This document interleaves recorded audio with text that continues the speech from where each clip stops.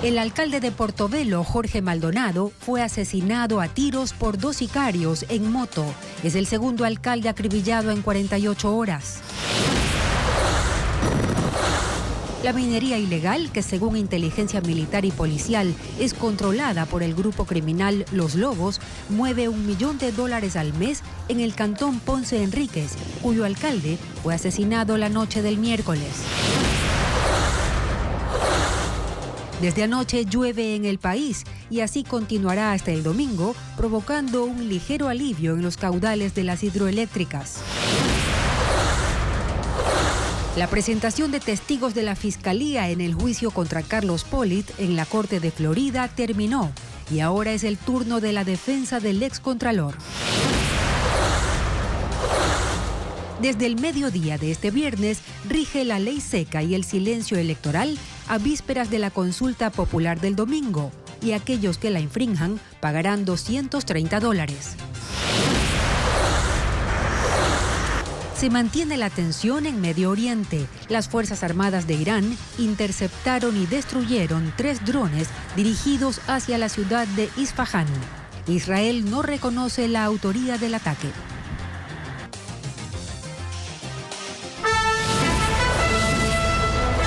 Las noticias en Televistazo con María Isabel de Leve y Stephanie Espín.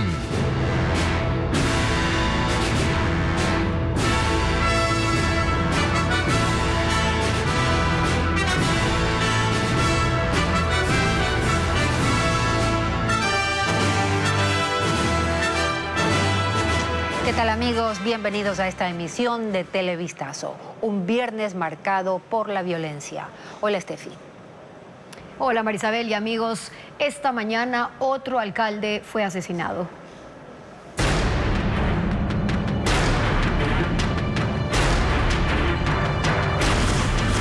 Violencia. Otro alcalde asesinado.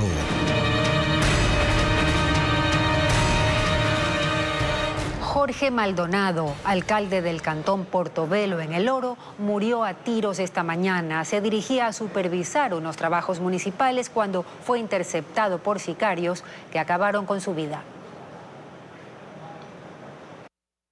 Con 3 tiros fue asesinado Jorge Maldonado Sánchez, alcalde de Portobelo. El crimen ocurrió a las 9 de la mañana, cuando Maldonado llegaba a la ciudadela El Oro, en el centro, para inspeccionar trabajos de la empresa de parquímetro municipal. Según la policía, 2 sicarios a bordo de una moto le dispararon en la cabeza y tórax. Luego huyeron. El alcalde se desplomó sobre la vereda.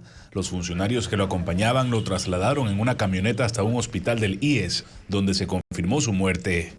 Minutos después, en el sector conocido como La Y del Osorio, la policía encontró una moto que sería la utilizada en el asesinato. Jorge Maldonado Sánchez ganó la alcaldía en 2023 por el movimiento Creo. Fue su primera participación en la política. Su actividad de siempre fue la minería. Ahora se convierte en el segundo alcalde asesinado de esta semana y el cuarto desde el año pasado. Jorge Maldonado, alcalde del cantón Portobelo en El Oro, murió a tiros esta mañana cuando se dirigía a supervisar esos trabajos municipales. Fue interceptado, como contábamos, por sicarios que acabaron con su vida. A menos de 48 horas del asesinato, nada se siente normal en Ponce Enríquez. Es verdad que en el centro de la ciudad los locales comerciales mantienen sus puertas abiertas y que los clientes siguen llegando para mantener el comercio vivo. Pero también es cierto que al moverse unos metros más allá del centro se ve un edificio resguardado por policías, envuelto en un incesante ir y venir de personas, de autoridades, de dolientes. Aquí, en el edificio del antiguo Palacio Municipal, fue levantada la capilla ardiente para despedir a José Sánchez Reyes, el alcalde asesinado a tiros en la noche del miércoles y cuyos criminales aún no han sido identificados. Pero realmente yo no soy nadie para acusar a nadie, solamente yo quisiera pedir que no hagan tanto daño. Esa no es la forma, de solucionar los problemas. En el lugar no solo estuvo la familia de José Sánchez, sino también los empleados del municipio y ciudadanos comunes que quisieron presentar sus respetos y despedir a su alcalde muerto. Ni la vicealcaldesa, ni los concejales, ni la ciudadanía en general quieren dar su opinión sobre lo ocurrido, porque saben que la violencia impera y temen las posibles consecuencias. Ponce Enríquez es un cantón minero en el que existe minería ilegal, a la que el alcalde había prometido combatir. El sepelio de José Sánchez Reyes está previsto para esta misma tarde.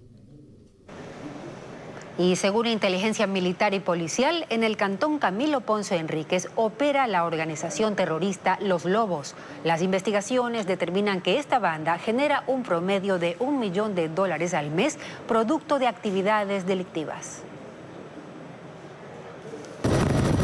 En Camilo Ponce Enríquez, la minería ilegal no solo ha destruido los recursos naturales, según las investigaciones de inteligencia militar a las que Ecoavisa tuvo acceso, esa actividad también atrajo a la organización terrorista Los Lobos, que tiene alianzas con el cártel Jalisco Nueva Generación para instalar ahí su centro de operación criminal. El cantón, con 17.500 habitantes, está ubicado al oeste de la provincia de La Suay. Toda su población se dedica de forma directa o indirecta a la actividad minera. Según datos militares y policiales, la presencia de Los Lobos desde el 2022 no solo aumentó la actividad minera ilegal, también los sicariatos, extorsiones, secuestros y narcotráfico. Inteligencia militar revela que estos terroristas extorsionan a empresas que tienen concesiones en 30 minas, exigiéndoles $10.000 mensuales para operar.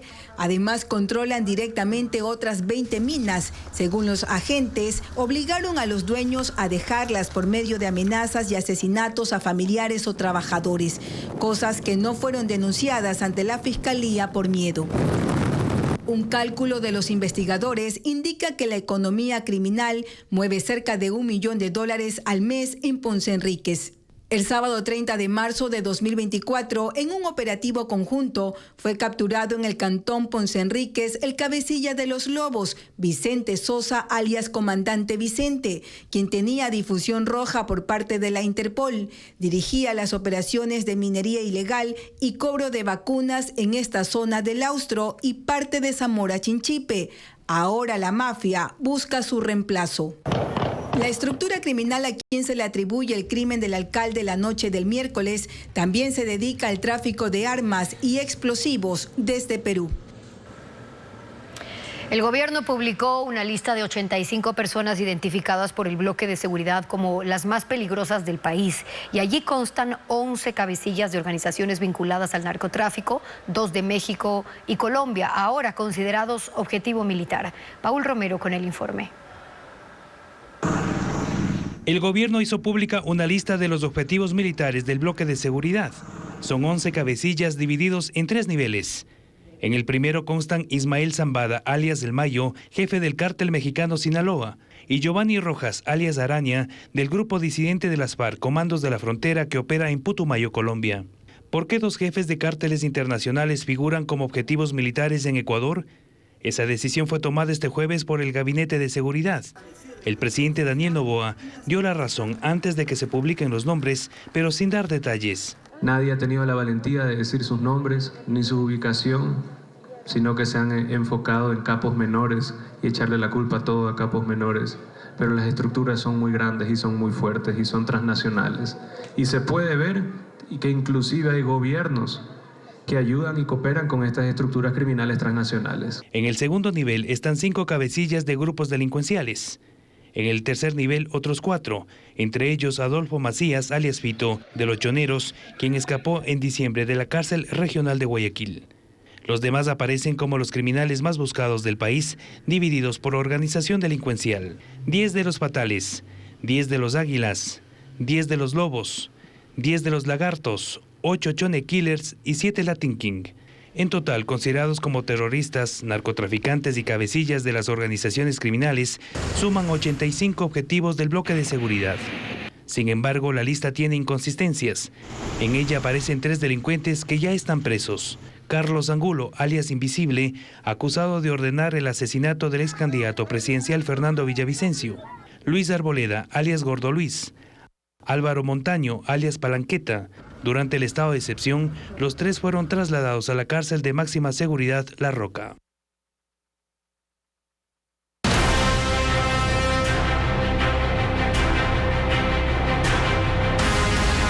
Apagones. Bienvenidos al pasado. Las lluvias se mantendrán en la mayor parte del país en los próximos 3 días, aunque no serán constantes en el Austro y especialmente en la cuenca del río Paute. Esto indica que no ayudarán a aliviar la crisis de las generadoras eléctricas en esa zona. Francisco Garcés con los datos. Las lluvias de la madrugada de este viernes en la mayor parte del país no serán constantes en Azuay y en la cuenca del río Paute. Y no representarán la solución a corto plazo para llenar los embalses de las hidroeléctricas de ese sector. Las lluvias en Cañar y Azuay son esporádicas y no tienen la suficiente intensidad para garantizar un caudal constante para que los embalses recuperen sus niveles normales. Las mismas características tienen las lluvias de las últimas horas que durarán al menos hasta el domingo. Sí, lastimosamente nosotros vamos a tener eventos de precipitación 2 o 3 días en esa zona, pero luego tendríamos un receso de las lluvias, es decir, lluvias con menor intensidad, con menor recurrencia. Y eso podría darse en el transcurso de la próxima semana. Según los pronósticos del INAMI, habrá que esperar a mayo para tener más lluvias. Es posible que entre finales de la primera semana y la segunda semana de mayo, ahí nuevamente tengamos un aporte significativo de precipitaciones, que podría llegar a esta zona también. Las lluvias de las últimas horas sí mejoraron la situación del Tomebamba, Yanuncay y Machángara en Cuenca.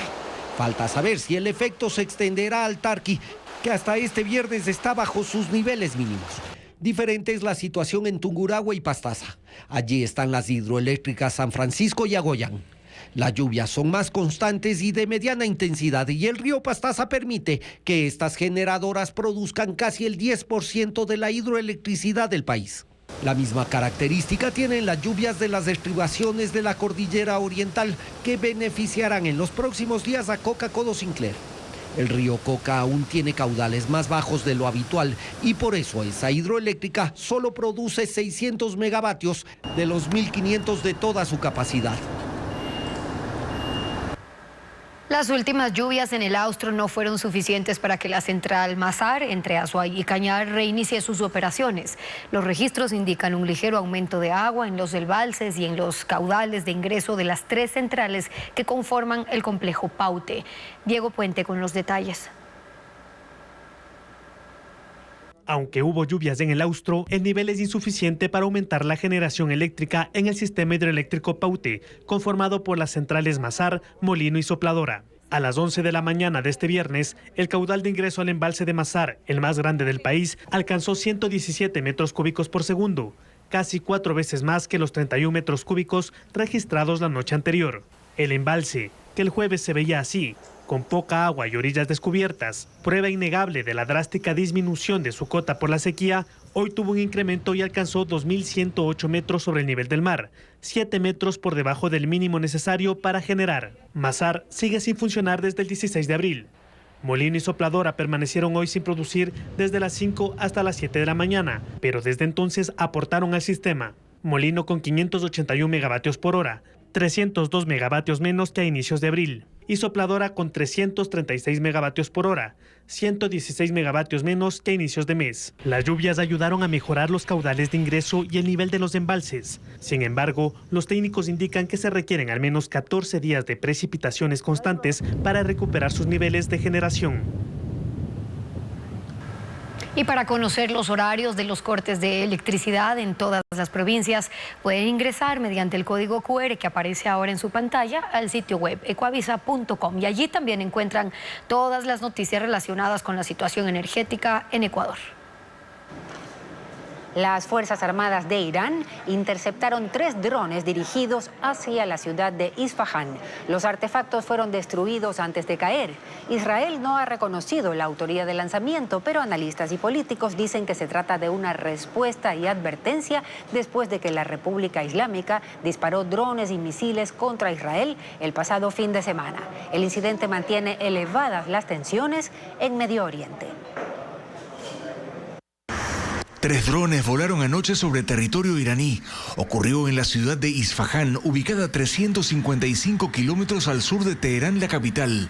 El gobierno dijo que las explosiones que se escucharon fueron porque los interceptaron y destruyeron. Israel no ha reivindicado el ataque, pero un diario de ese país dice que los drones fueron lanzados desde aviones a larga distancia contra una base militar y que si bien no tuvieron intenciones, por ejemplo, de atacar sitios del programa nuclear iraní, dejan claro que tienen la capacidad de hacerlo.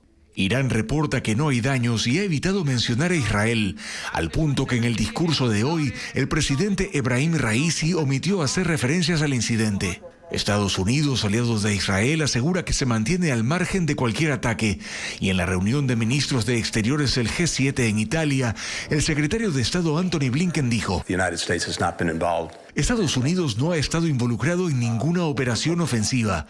Nosotros y el G7 nos concentramos en reducir las tensiones. Tras estos hechos se activó una protesta en Teherán con manifestantes gritando en contra de Israel. Estados Unidos vetó el reconocimiento de Palestina como Estado y su ingreso formal a las Naciones Unidas. El Consejo de Seguridad de la ONU debatió el asunto para incorporar a los territorios palestinos como miembros de pleno derecho. 13 países votaron a favor. Reino Unido y Suiza se abstuvieron y el veto estadounidense impidió que se adopte la resolución.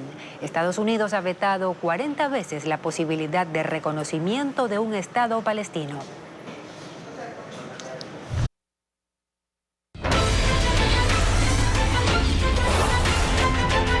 Consulta Popular 2024.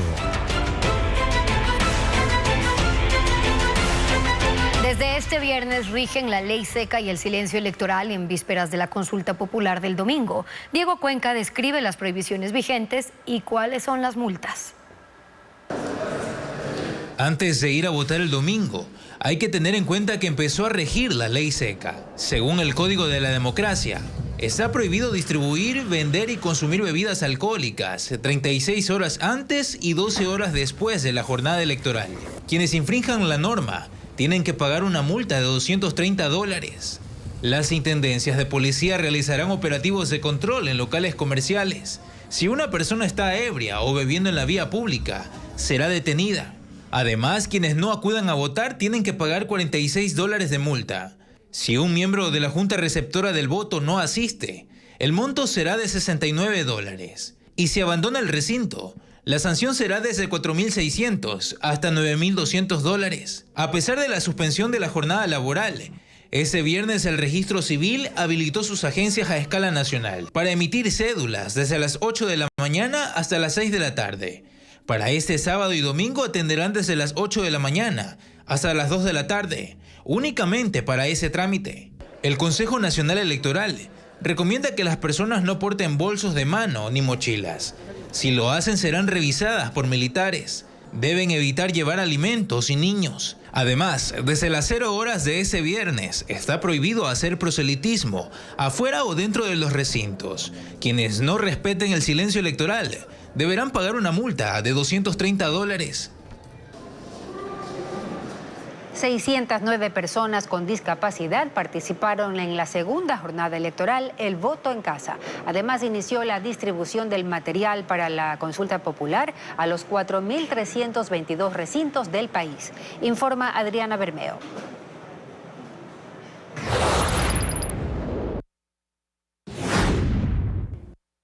Esta mañana se llevó a cabo el voto en casa. 609 personas mayores de 50 años con una discapacidad igual o superior al 75% sufragaron en 178 juntas móviles. Esta segunda jornada electoral, tras la de las cárceles, empezó a las 6:30. Se realizó en 109 rutas en 24 provincias. Los votos de 280 mujeres y 329 hombres fueron trasladados bajo custodia militar y se contabilizarán el domingo a partir de las 17 horas. La entrega del material electoral a las 24 delegaciones provinciales concluyó. Hoy el CNE distribuyó kits en 4.322 recintos del país y esa tarea terminará el sábado. El domingo ese material será entregado a los miembros de las juntas receptoras a partir de las 6 horas. Los miembros de las Fuerzas Armadas los cuidan entre tanto.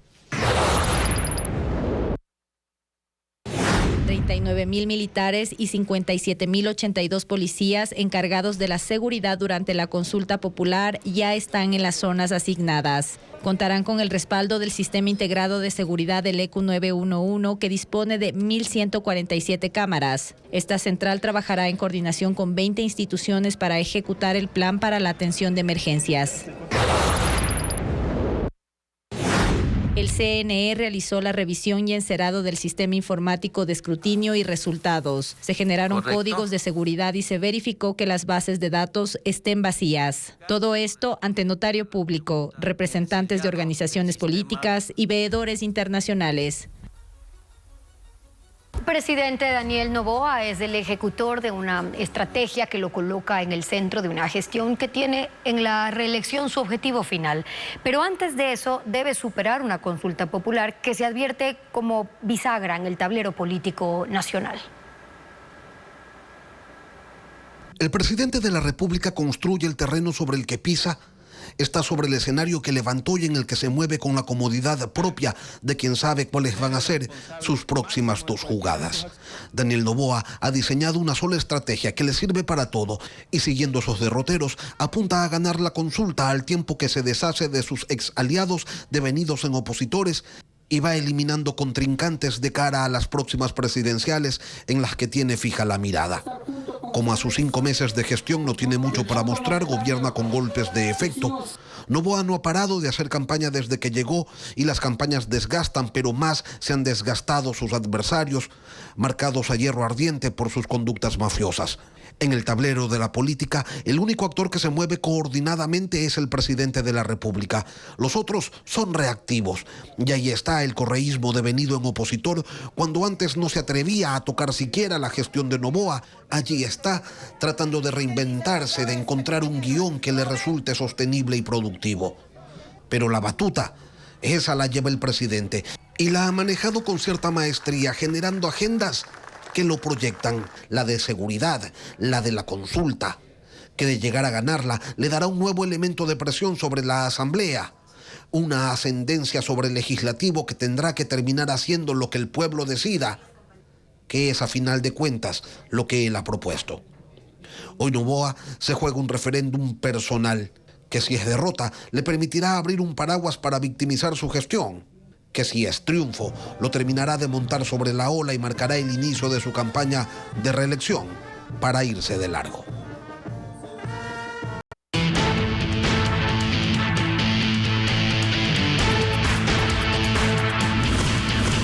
Apagones, un feriado obligado. La falta de cronogramas de los cortes de energía pone en riesgo la producción de industrias y sectores comerciales que solicitaron al gobierno se definan horarios diferenciados para minimizar las pérdidas, informa William Young. Esta es una de las 3 plantas procesadoras de oxígeno medicinal en el país. Abastece a cerca del 40% de los hospitales públicos a escala nacional, pero su producción está en riesgo por los cortes de energía. De las 60 toneladas diarias, ahora solo llegan a 5 y tienen reservas solo para 3 días más. Estamos en unos niveles críticos, ya a punto de no poder servir a nuestros clientes. La carencia realmente de energía eléctrica nos golpea no solamente en la parte empresarial, sino que está golpeando a los ciudadanos realmente, ¿no? Y eso ocurre con todas las plantas de procesamiento de oxígeno, por lo que los industriales plantean que se definan cortes diferenciados, tomando en cuenta el tipo de negocio, su cadena de producción y si es parte de sectores esenciales o estratégicos. Por ejemplo, la planta de oxígeno necesita entre 6 y 8 horas para arrancar sus máquinas. Por eso plantean tener cortes por días y no por horas. Y producir durante al menos 4 o 5 días continuos para elevar los inventarios y luego de eso sí parar 2 días seguidos y volver a arrancar. Es mejor que un grupo de industrias pare un día completo a que todas las industrias paren 4 u 8 horas diarias. Los empresarios del sector comercial se unen a este pedido. Al sector comercial pues le conviene más bien que no haya tanto tiempo sin poder funcionar, sino que hayan cortes menos cortes, digamos, y más cortos, digamos. Indican que ya le presentaron al gobierno una propuesta de cortes programados con un cronograma diferenciado. En Paraguay arrestaron a una mujer que se hacía pasar por monja y captaba a jovencitas para someterlas a abuso laboral dentro de una congregación religiosa no autorizada. Otra involucrada en el caso tiene orden de captura y es buscada por la policía. La Fiscalía y la Policía de Paraguay allanaron el local de una supuesta congregación religiosa en el municipio de Mingaguazú, del departamento de Alto Paraná, tras denuncias de la madre de una joven que era sometida a abuso laboral. La víctima dijo que llegó al sitio para prepararse para la vida religiosa, pero que era explotada por dos mujeres que se hacían pasar por monjas. La investigación determinó que ni el sitio ni las mujeres tienen vínculos con la Iglesia Católica y que más bien se trataba de un negocio clandestino para obligar a las jóvenes a trabajar en condiciones de esclavitud, en labores domésticas en esa y en otras casas. Y hace pocos minutos ocurrió una emergencia en Nueva York. Un hombre se prendió fuego en un parque frente al tribunal donde se realizaba el juicio contra el expresidente Donald Trump. Por ahora se desconoce la identidad o las motivaciones que tuvo esta persona. Los equipos de emergencia llegaron al sitio, apagaron las llamas y lo han trasladado a un hospital. La zona está acordonada por la policía.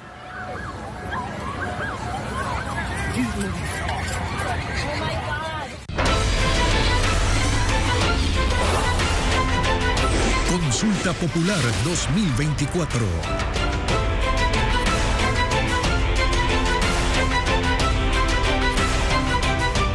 El presidente Daniel Noboa propone enmendar la Constitución para que las garantías jurisdiccionales no sean resueltas por cualquier juez como sucede actualmente. La pregunta C plantea la creación de juzgados especializados en materia constitucional de primera y segunda instancia. En la papeleta de referéndum, en la letra C, hay una pregunta que propone la creación de juzgados especiales en derechos constitucionales. La propuesta tiene un motivo. En los últimos tiempos, procesados y condenados por delitos comunes, crimen organizado, narcotráfico, sicariato, concusión, cohecho o peculado, abusaron de las garantías jurisdiccionales para recuperar su libertad. Cuando se formuló la pregunta, una acción de garantías jurisdiccionales podía conocerla y resolverla cualquier juez de primer nivel de cualquier materia.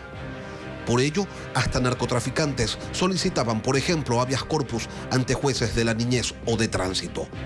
La pregunta propone la creación de nuevos tribunales con jueces especializados, competentes en el análisis y resolución de acciones de protección, habeas corpus, habeas data, acceso a la información pública y petición de medidas cautelares. Con la creación de juzgados de primer nivel, también se incorporarán al sistema judicial salas de lo constitucional en las Cortes Provinciales de Justicia, para evitar que en las apelaciones se termine de configurar la trampa. Si se aprueba la pregunta, en el año que sigue el Consejo de la Judicatura deberá organizar en el país el concurso para seleccionar a los jueces constitucionales especializados de primera y de segunda instancia. En la guerra interna que el país atraviesa se ha observado a ciudadanos civiles hacer uso de armas de fuego de alto calibre que solo las deberían tener militares y grupos élite de la policía. En el casillero 1 de la consulta, el gobierno pregunta a los ciudadanos si quieren o no que se tipifique el delito de tenencia de armas y municiones. Hernán Higuera con esa explicación. En Ecuador, tener o portar armas sin permiso es delito. Y si lo es, ¿por qué entonces el presidente pregunta si se quiere o no que se tipifique?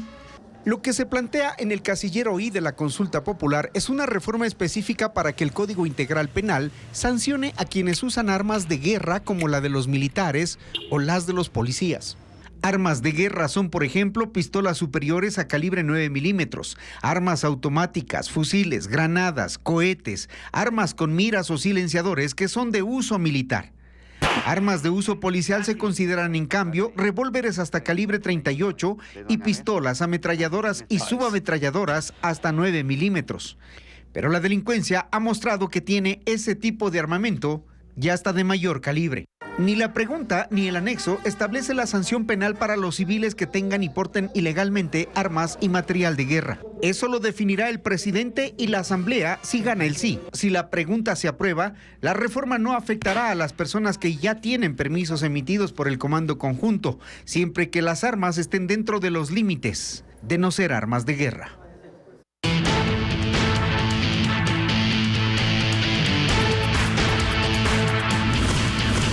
Apagones, un feriado obligado.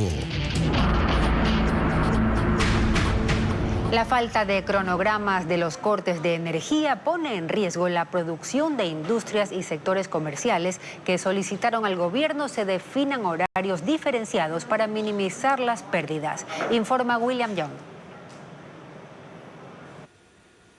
Esta es una de las 3 plantas procesadoras de oxígeno medicinal en el país. Abastece a cerca del 40% de los hospitales públicos a escala nacional, pero su producción está en riesgo por los cortes de energía.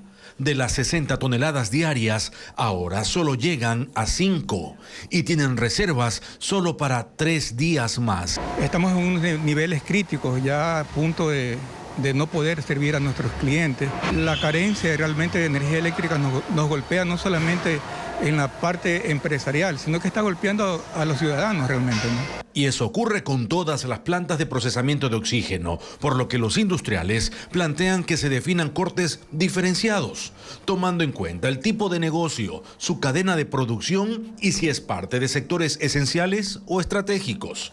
Por ejemplo, la planta de oxígeno necesita entre 6 y 8 horas para arrancar sus máquinas. Por eso plantean tener cortes por días y no por horas. Y producir durante al menos 4 o 5 días continuos para elevar los inventarios y luego de eso sí parar 2 días seguidos y volver a arrancar. Es mejor que un grupo de industrias pare un día completo a que todas las industrias paren 4 u 8 horas diarias.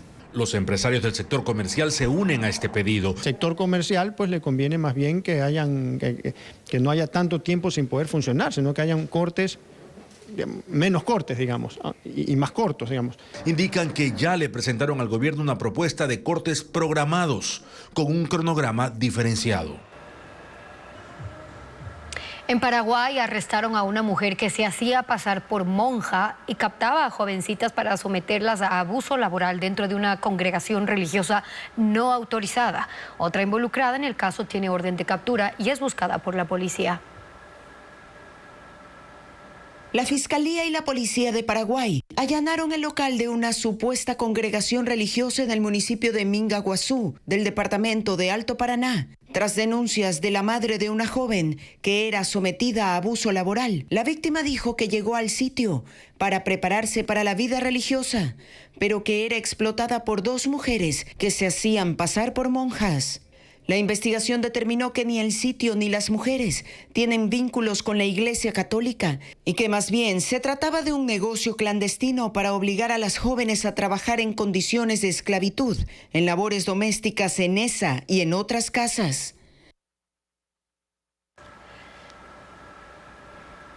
Y hace pocos minutos ocurrió una emergencia en Nueva York. Un hombre se prendió fuego en un parque frente al tribunal donde se realizaba el juicio contra el expresidente Donald Trump. Por ahora se desconoce la identidad o las motivaciones que tuvo esta persona. Los equipos de emergencia llegaron al sitio, apagaron las llamas y lo han trasladado a un hospital. La zona está acordonada por la policía.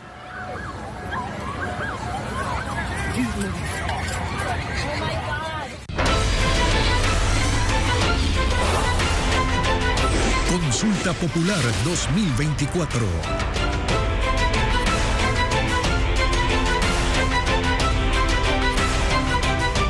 El presidente Daniel Noboa propone enmendar la Constitución para que las garantías jurisdiccionales no sean resueltas por cualquier juez como sucede actualmente. La pregunta C plantea la creación de juzgados especializados en materia constitucional de primera y segunda instancia.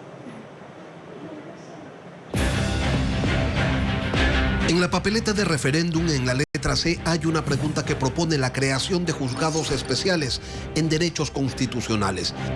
La propuesta tiene un motivo. En los últimos tiempos, procesados y condenados por delitos comunes, crimen organizado, narcotráfico, sicariato, concusión, cohecho o peculado, abusaron de las garantías jurisdiccionales para recuperar su libertad. Cuando se formuló la pregunta, una acción de garantías jurisdiccionales podía conocerla y resolverla cualquier juez de primer nivel de cualquier materia. Por ello, hasta narcotraficantes solicitaban, por ejemplo, habeas corpus ante jueces de la niñez o de tránsito. La pregunta propone la creación de nuevos tribunales con jueces especializados, competentes en el análisis y resolución de acciones de protección, habeas corpus, habeas data, acceso a la información pública y petición de medidas cautelares.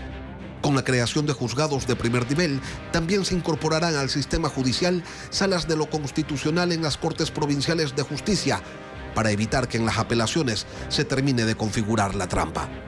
Si se aprueba la pregunta, en el año que sigue el Consejo de la Judicatura deberá organizar en el país el concurso para seleccionar a los jueces constitucionales especializados de primera y de segunda instancia. En la guerra interna que el país atraviesa se ha observado a ciudadanos civiles hacer uso de armas de fuego de alto calibre que solo las deberían tener militares y grupos élite de la policía.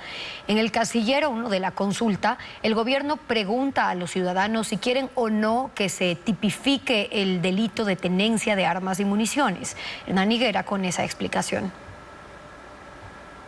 En Ecuador, tener o portar armas sin permiso es delito. Y si lo es, ¿por qué entonces el presidente pregunta si se quiere o no que se tipifique? Lo que se plantea en el casillero I de la consulta popular es una reforma específica para que el Código Integral Penal sancione a quienes usan armas de guerra como la de los militares o las de los policías. Armas de guerra son, por ejemplo, pistolas superiores a calibre 9 milímetros, armas automáticas, fusiles, granadas, cohetes, armas con miras o silenciadores que son de uso militar. Armas de uso policial se consideran, en cambio, revólveres hasta calibre 38 y pistolas, ametralladoras y subametralladoras hasta 9 milímetros. Pero la delincuencia ha mostrado que tiene ese tipo de armamento ya hasta de mayor calibre. Ni la pregunta ni el anexo establece la sanción penal para los civiles que tengan y porten ilegalmente armas y material de guerra. Eso lo definirá el presidente y la asamblea si gana el sí. Si la pregunta se aprueba, la reforma no afectará a las personas que ya tienen permisos emitidos por el Comando Conjunto, siempre que las armas estén dentro de los límites de no ser armas de guerra. En este 10º día de juicio en Miami, la defensa del excontralor Carlos Pollitt inició con la presentación de sus testigos. El primero es el exfuncionario correísta y actual alcalde de Milagro, Pedro Solínez. Fabiola Santana tiene los detalles de su declaración.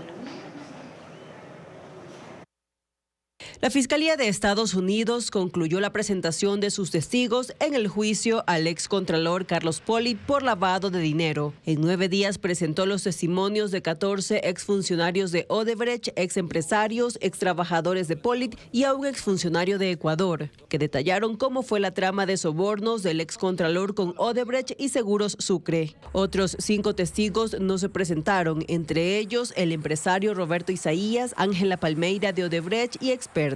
Ahora es el turno de la defensa de Pollitt, que rechazó las acusaciones de haber recibido al menos $16 millones en coimas de Odebrecht y $510,000 por ayudar a gestionar la devolución de contratos en Seguros Sucre. Presentó a su primer testigo, el ex superintendente de bancos y ex secretario de la Administración Pública del Correísmo, Pedro Solínez. Su versión fue rendida en enero pasado y la grabación de 2 horas y media fue reproducida hoy en la Corte del Distrito Sur de Miami. Sonriente y seguro, él negó la acusación del empresario Diego Sánchez, que dijo haber entregado a los dos $760,000 en sobornos. Solínez describió a Sánchez como un conocido lejano con quien ha compartido en eventos sociales. La abogada del Departamento de Justicia, Jill Simon, buscó evidenciar que Solínez no decía la verdad. Le preguntó si su imagen política puede verse afectada si acepta haber recibido coimas. Esto lo puso nervioso y Solínez se limitó a decir que no ha ayudado a Pollitt a recibir sobornos. Con sarcasmo, Simon le preguntó si le gusta Miami. Le advirtió que su testimonio es bajo juramento y si si sabe lo que podría pasar. Solínez agarró su corbata e hizo muecas. El ahora alcalde de Milagro por la Revolución Ciudadana reconoció su amistad con Carlos Polit, también que conoció a su hijo John. Sobre el ex ejecutivo de Odebrecht, José Santos, dijo que puede ser que en medio de sus funciones se haya reunido con él, pero que no recuerda. El juicio en Miami continúa con los testigos del excontralor. Y para quienes se movilizan a propósito de los comicios del domingo, tomar en cuenta que 2 vías del país se mantienen cerradas, mientras que otras 50 carreteras están parcialmente habilitadas tras deslizamientos, colapsos y derrumbes. Luis Alfredo Zúñiga informa las alternativas que tienen los conductores. La temporada invernal ha dejado estragos en las vías. Los conductores que tomen la ruta La Concordia-Puerto Nuevo en Santo Domingo de los Áchilas encontrarán que en el kilómetro 23 el camino está cerrado. Pero hay alternativas. Pueden tomar la Concordia Plan Piloto Villegas o la Concordia Santo Domingo El Carmen Puerto Nuevo y retomar su recorrido. En Chimborazo, el Ministerio de Transporte considera cerrado el paso en la vía Riobamba, Balvanera, Alaus y Chunchi, en el sector casual, aunque existe un paso improvisado por la comunidad. Recomiendan conducir por la ruta Guamote, García Moreno Cibambe, también por la Guasuntos, Cherlo Charicando, o por la Tixán, Pueblo Viejo Alausí. Además, hay otras 50 vías que están parcialmente habilitadas, entre ellas la Esmeraldas Quinindé, que tiene afectaciones en 4 tramos, incluyendo hundimientos. En el sitio se ejecutan trabajos y está habilitado un carril. En Azuay se puede circular con precaución en la vía Cuenca Molleturo El Empalme, donde se ha construido un muro de escollera en el kilómetro 90, y en la Cuenca Girón Pasaje se está construyendo un muro en el kilómetro 37. En Morona Santiago, la vía Macas Puyo actualmente está habilitada circulando con precaución por un carril, mientras se hacen trabajos en el puente. Los conductores también pueden optar por tomar la ruta Sucúa Ceipa Sevilla o la Macas Riobamba.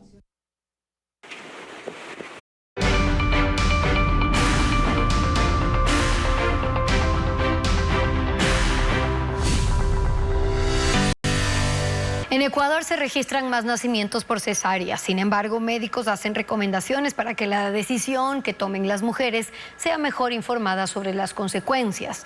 El reporte con Valeria Navarro.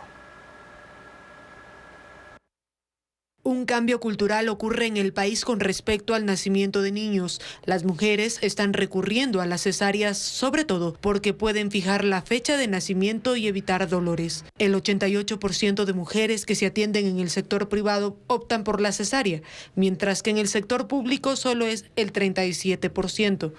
En total, por cesárea nacen 121.389 niños y niñas, 63.000 en el sector privado y 57.000 en el sector público. La Organización Mundial de la Salud recomienda que en un país la tasa de partos por cesárea no supere el 15%. En Ecuador, desde el 2018, la cifra sobrepasa el 40%. Para el Ministerio de Salud, la cesárea implica más riesgos y su costo en el sector privado duplica el de un parto normal. De un sangrado es el doble en una cesárea que en un parto. Hablando de infecciones postparto, igual son el doble en la cesárea que en el parto. El APGAR, que es una calificación que se da al bebé al nacer y nos habla del bienestar de él en ese momento, es mucho mayor en un parto normal que en una cesárea. Las cesáreas programadas se realizan cuando la posición del bebé es transversal, existe un embarazo múltiple, la placenta cubre el orificio del cuello uterino o cuando se presentan miomas e hidrocefalia. También son aconsejadas cuando las madres tienen problemas cardíacos e infecciones. Tras una cesárea, la mujer tarda en recuperarse, en general un par de meses, y tampoco una cesárea es más segura que un parto normal. Optar por una cesárea es una tendencia regional. En México y Colombia, por ejemplo, lo hacen las madres primerizas con recursos económicos. En Ecuador, según las investigaciones de la Universidad de Azuay, es la opción de las mujeres de 20 a 30 años con estudios superiores y mamás por primera vez.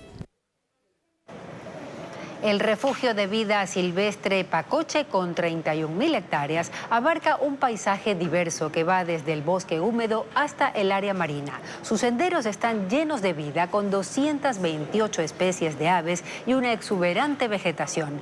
Además, es hogar de los ruidosos monos aulladores y de ancestrales corrales marinos. El equipo de Ecuaterra nos trae las imágenes.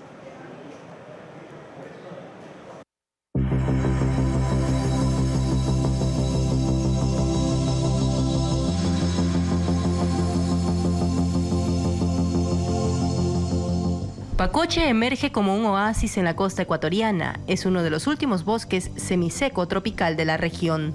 Su paisaje teje una historia de biodiversidad y conservación. En 2008 se creó como refugio de vida silvestre marino costero, con 13.500 hectáreas, pero en el año 2014 se amplió a 31.517. El 16% comprende la reserva terrestre y el 84% la marina. Ecuaterra ingresó por el acceso conocido como Pasaje del Mono desde la parroquia San Lorenzo, en el sur de Manta. Es la puerta a un ecosistema húmedo donde la caña guadúa es vital.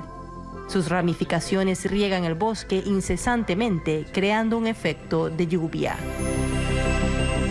El sendero, que se extiende a lo largo de 2 kilómetros, está cubierto por un paraguas de árboles de 15 a 30 metros de altura.